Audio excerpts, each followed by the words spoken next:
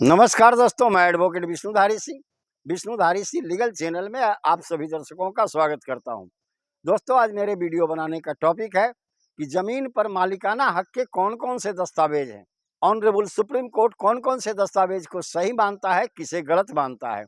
दोस्तों, आइए आज इस पर कानून क्या कहता है और ऑनरेबल सुप्रीम कोर्ट के कुछ चंद फैसलों के द्वारा मैं समझाने का प्रयास करूंगा कि ऑनरेबल सुप्रीम कोर्ट का इन बिंदुओं पर क्या मंतव्य है कि जमीन के मालिकाना हक का कौन कौन दस्तावेज होता है। दोस्तों, आइए बिना समय गंवाए अपने मूल टॉपिक पर चले। दोस्तों, जैसा कि आप जानते हैं, आप भी जमीन खरीदते होंगे। किसी व्यक्ति से आपको जमीन खरीदना है तो सबसे पहले एग्रीमेंट टू सेल बनाते हैं। ट्रांसफर ऑफ प्रॉपर्टी एक्ट के धारा 52 के अंदर में यह प्रावधान किया गया है दोस्तों कि किसी भी अस्थावर संपत्ति को बेचने के लिए पहले जमीन के मूल मालिक से एग्रीमेंट टू सेल कराना जरूरी है। दोस्तों, इंडियन रजिस्ट्रेशन एक्ट का प्रावधान है कि कोई भी वस्तु जो अचल संपत्ति है, अस्थावर संपत्ति है, इमूवेबल प्रॉपर्टी है, अगर उसका कीमत 100 रुपया से ऊपर है तो उसे रजिस्टर्ड होना आवश्यक है। दोस्तों, अब आप जानते हैं कि हम लोग समाज के अंदर एक नॉन जुडिशियल स्टाम्प खरीद के लाते हैं, उसके ऊपर में टाइप करा देते हैं एग्रीमेंट टू सेल, और उसके ऊपर में विक्रेता और क्रेता का दस्तखत करा देते हैं, उस पर उनके 2 गवाहों का दस्तखत करा देते हैं और उसी को हम लोग एग्रीमेंट टू सेल मान लेते हैं। दोस्तों, एग्रीमेंट टू सेल के बाद होता है GPA, general power of attorney. दोस्तों, इसके द्वारा भी जिसे आप जनरल पावर ऑफ अटर्नी देते हैं उसे जमीन बेचने का भी अधिकार प्राप्त हो जाता है। दोस्तों, sale deed, possession letter, will deed और deed of gift. Civil law के अनुसार दोस्तों उपरोक्त यही 5-6 पेपर्स जो हैं जो आपके मालिकाना हक के दस्तावेज कहे जाते हैं। दोस्तों, क्या ये सब दस्तावेज रजिस्टर्ड होना जरूरी है? आइए दोस्तों, इसे देखते हैं ऑनरेबल सुप्रीम कोर्ट इस बिंदु पर क्या कहता है। दोस्तों, जब आप एग्रीमेंट टू सेल बनाते हैं, जीपीए बनाते हैं, विल बनाते हैं, डीड ऑफ गिफ्ट बनाते हैं, सेल लेटर बनाते हैं, दोस्तों पोजीशन लेटर बनाते हैं, इन सभी को रजिस्टर्ड होना जरूरी है। क्योंकि इंडियन रजिस्ट्रेशन एक्ट के अनुसार 100 रुपए से ऊपर की कोई भी अस्थावर संपत्ति को अगर खरीदने बेचने की बात होती है तो उसके मालिकाना हक हेतु बना हुआ जितना भी दस्तावेज है उन सभी को रजिस्टर्ड होना आवश्यक है। आइए दोस्तों, इसे हम सुप्रीम कोर्ट के एक लैंडमार्क जजमेंट से समझते हैं। दोस्तों, 2011 में ऑनरेबल सुप्रीम कोर्ट का एक काफ़ी लैंडमार्क जजमेंट आया जो आज तक इम्पॉर्टेंट है। दोस्तों, हम सारे वकील लोग उसे न्यायालय में साइट करते रहते हैं जज महोदय के सामने। उस जजमेंट का नाम है दोस्तों Suraj lamp industries versus state of Haryana. दोस्तों, इसका स्पेशल लिव पिटीशन है 13,917/2008। दोस्तों, इसका डेट ऑफ जजमेंट है 11 अक्टूबर 2011। ऑनरेबल सुप्रीम कोर्ट ने अपने इस केस के अंदर में आदेश देते हुए कहा कि कोई व्यक्ति एक अनरजिस्टर्ड एग्रीमेंट टू सेल पर या अनरजिस्टर्ड जीपीए पर या अनरजिस्टर्ड डीड ऑफ गिफ्ट पर अगर कोई भूमि का हस्तांतरण करता है उस हस्तांतरण को अवैध माना जाएगा।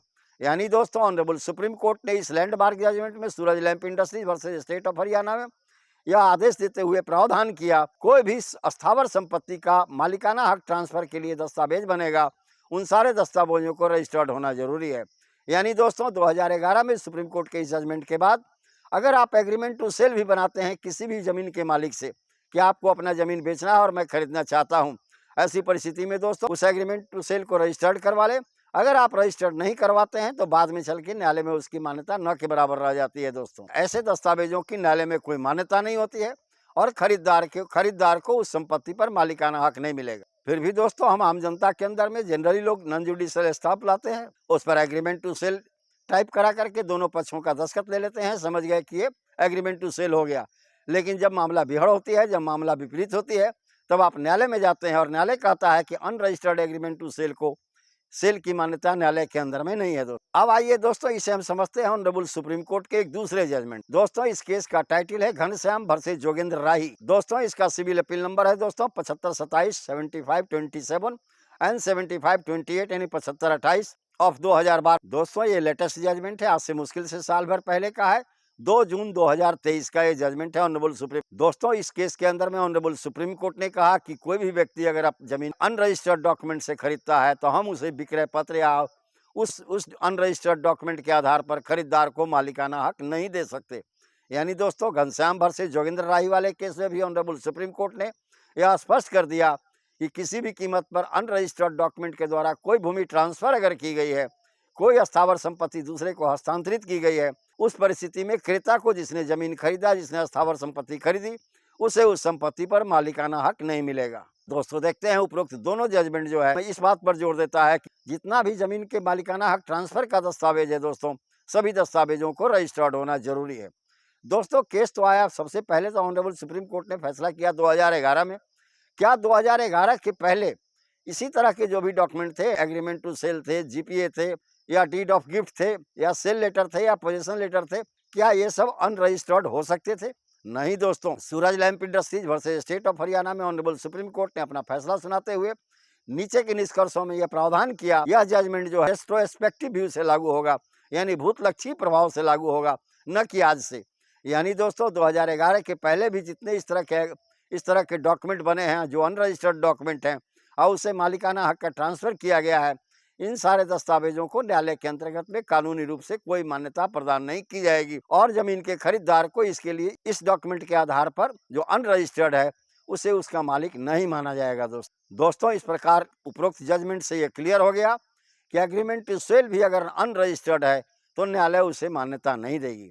अगर ऐसी परिस्थिति उत्पन्न हो जाए कि आपके पास कोई अनरजिस्टर्ड दस्तावेज है जिससे मालिकाना हक ट्रांसफर हुआ है, तो अब ऐसी परिस्थिति में आप क्या करें, उस समस्या का निदान मैं बताने जा रहा हूं। सबसे पहले है दोस्तों कि उस संपत्ति पर आप कब्जा रखें। जो संपत्ति आपने खरीदनी चाहिए और अनरजिस्टर्ड डॉक्यूमेंट से खरीदी है, अनिबंधित दस्तावेज से खरीदी है, उस संपत्ति पर आपका कब्जा होना जरूरी है। दोस्तों उपरोक्त जितने भी दस्तावेज हैं सबका इस्तेमाल एक साथ न करें। तीसरा तरीका है बचने का, अगर विक्रेता जिंदा है, एग्रीमेंट टू सेल और पावर ऑफ अटॉर्नी आपको यानी जनरल पावर ऑफ अटॉर्नी आपको दे दिया, तो उसके जीवन काल में आप पूरी संपत्ति को अपने पत्नी के नाम पर ट्रांसफर कर दें उसी अनरजिस्टर्ड दस्तावेज के आधार पर। दोस्तों अगर अनरजिस्टर्ड विल है आपके पास, संपत्ति विल करने वाला की मृत्यु हो जाती है, तो डिस्ट्रिक्ट जज के कोर्ट में जाकर उस विल का प्रोबेट जरूर कराएं। इन्हीं सब तरीकों के आधार पर अनरजिस्टर्ड डॉक्यूमेंट भी अगर आपके पास है फिर भी आप जमीन के मालिक बन सकते हैं। तो धन्यवाद दोस्तों, अब यहीं पर मेरा यह वीडियो संपन्न हुआ।